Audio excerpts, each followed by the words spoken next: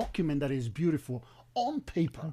Maxwell, are you not worried with going back home, finding yourself Absolutely. being picked up at the airport and behind bars? I am not concerned. I am not afraid. I'm surrounded by powerful support. Found dead. He was selling masks. They're aiming guns at people's homes. He gets kidnapped by unknown people, as long as you're affiliated with the Coming president. to you live from Johannesburg in South Africa. The latest human rights report coming out of the United States of America involving Kenya, revealing a deterioration in the human rights situation in the sub-Saharan country. Now, significant human rights issues included reports of arbitrary and unlawful killings, disappearances, torture or cruel, inhumane or degrading treatment or punishment, arbitrary arrests or detention, serious restrictions on freedom of expression and media freedom, and the significant presence of the worst forms of child labour. The report also revealed that while the government took steps to identify and punish officials who committed these abuses, an issue of impunity was a problem at all levels of government. And to speak to us further on this, we are joined in studio by Maxwell Kariuki, a Kenyan Member of Parliament. Maxwell, good afternoon, and thank you for joining us on Africa Updates once again. It's good to see you, Lulu. You know, just you hearing me going from point to point, we're talking about expression of freedom of expression, media, challenges with the media being able to report and do their work freely and without any issues, and issues of child labor. I mean, these are coming out from Kenya, the hub of the east of Africa. That's right. You know, this is a problem. And it is coming from the US, and the US is a great ally of Kenya. That's right. So how do we then, unpack this? The US State Department report corresponds with the previous reports that we've been looking at. One of those is the reports from the Human Rights Watch, report by the Office of the High Commissioner for Human Rights, based in Geneva, Amnesty International, and many other rights. And it corresponds with the same points raised by the senator who submitted a motion in the U.S. Congress: abductions, unlawful killings, state-sponsored violence by the government. Not so long ago, here in June, a young man by the name of Albert Ojwang, a teacher, tweeted something against one of the top officials in Ruto's government. The next thing, he's being arrested. Police went to fetch him 300 kilometers away from the capital, brought him to the city, and then he's booked into police station around 6. And by 2 a.m., Albert Ojwang is found dead. A guy called Boniface, he was a street vendor. This guy, when people went to demonstrate against Albert Ojwang's murder, this guy was not even demonstrating. He was selling masks. A group of police officers pass by and start chasing him down the street. And one of the police officers aims at his head and blows his brains out. During the June protests, when the police rampaged through our streets and towns, shooting in frenzy, a 12-year-old girl is huddled in their home together with the mother and other siblings. They're not even protesting. But outside their home, the cops, they're just shooting anyhow. They're just shooting in the randomly. air. They're aiming guns at people's homes. And a bullet of high-caliber weapon tears through the roof and finds this little girl watching TV, and it kills her. The transnational repression, Lulu. November last year, Uganda's leader of opposition, Kizza Besigye, is in Nairobi. Nairobi's like his home. He's always there. He's having a meeting. And then Ugandan police agents storm in, venue of the meeting, bundle him, blindfold him, gag his mouth, put him in a car, and drive him all the way back to Uganda. So he's being kidnapped right on our soil. A reporter by the name of Maria Sarungi Tsehai. She is Tanzanian. She came to Kenya in 2020 seeking asylum. She's a critic of the authorities in Tanzania, and she's a whistleblower. She's doing her thing. She's about to go to the market or to the mall, and right outside that house, she gets kidnapped by unknown people who drive her around, stay with her for about 4 hours, demanding to access her phone and her social media. And these two incidents, Kizza Besigye's incident and Maria Sarungi's incident, were done in collaboration with Kenyan authorities and Tanzanian authorities, Ugandan government and Kenyan government. And these things are happening under the leadership of President William Ruto.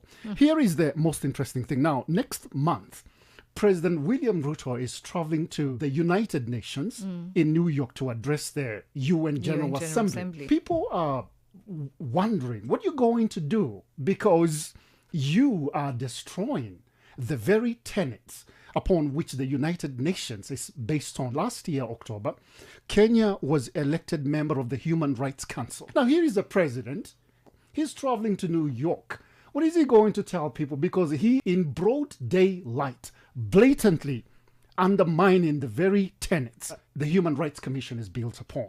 Now, why are people not being held accountable? And what more needs to be done to ensure that accountability is laid where it should be? In Kenya, the theory of big man and the great man plays a very big role. As long as you have political power, as long as you're the president, as long as you're affiliated with the president, there's nothing institutions can do about you. We do see incidents of selective prosecution. If you anger the president, then the next thing, the ethics and anti-corruption agents, they come after you. If you are criticizing the government and you're a top dog, the next thing is our revenue authority will be on your back, or lack of accountability, simply because you're a big dog. Press freedom, a big highlight Absolutely. in this report. Why are we seeing the degradation of press freedom and just civilization in terms of citizens being able to be who they are? The Kenyan media has come of age, and it has come a long way, and it has endured a lot of hammering, even during the last regimes. But the media that we have nowadays is very vibrant and active. It's a watchdog, the fourth estate. And the government of William Ruto is definitely not going to be happy about the capability of today's Kenya's media, exposure, coverage. Last year, a Media Max journalist was covering the protest in Nakuru City, and an officer, a riot police officer, aims a gun at her feet and shoots her with a 12-gauge gun. Larry Madowo, CNN's correspondent, a police officer fires a tear gas canister right at him. If the media was not doing its job, the government would not be agitated. But from the media, because now with the advent of social media, then people, anyone who has access to social media is able to post whatever it is that they need to post, or what they're seeing on the streets. How do we then get this right? What does the Kenyan government need to do? And with this report, what needs to happen? The Kenyan citizens are very active now, and they've become like the fifth, if I call them the fifth. Yes, especially the youth. Especially the youth. There's barely anything that you can do without them watching and without them reporting. Look, if we claim to be a democratic country, if we are to live by our reputation, being a country that is a beacon of freedom and liberty, then we've got to be able to abide by that. Kenya's progress and transformation cannot be only about a matter of talk. Are we democratic? Then you got to let people be democratic. You got to let people have the freedom of expression. Stop going after people. And that's what we're seeing with this regime of President Ruto. You tweet something, they come after you. You post something, they abduct you in broad daylight. The government of President William Ruto needs to respect our constitution, our supreme document. It is the most beautiful constitution in the region. It looks like it's just a document that is beautiful on paper. But when it comes to respecting it, it becomes lip service. Maxwell, you've been speaking and putting President Ruto's dirty linen, including his ministers, out in the open.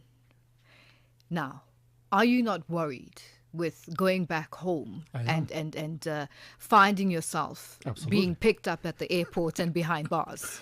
I was speaking to a friend of mine about the way I'm vocal, and he says to me, "Hey, you could be picked up. Okay, what do I have to do?" And a friend of mine said to me, "Hey, you need to tone down. You need to be able to criticize, but with a little bit of a pinch of, a sandwich kind of a criticism." I am not afraid. I'm not the only one. We are many.